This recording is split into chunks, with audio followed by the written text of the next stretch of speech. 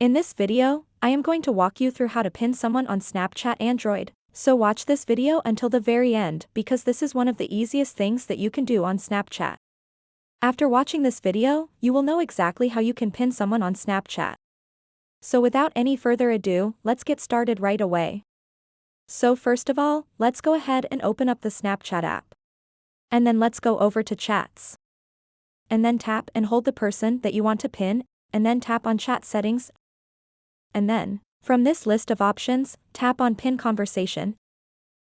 And then tap on Add. So now that conversation will be on your home screen, and it's like a shortcut.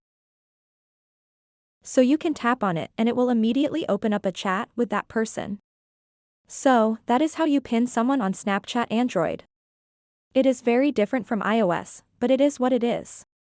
If you found this video helpful, please give it a thumbs up and consider subscribing to this channel for more step-by-step tutorial videos like this one. Thanks so much for watching and have a good day.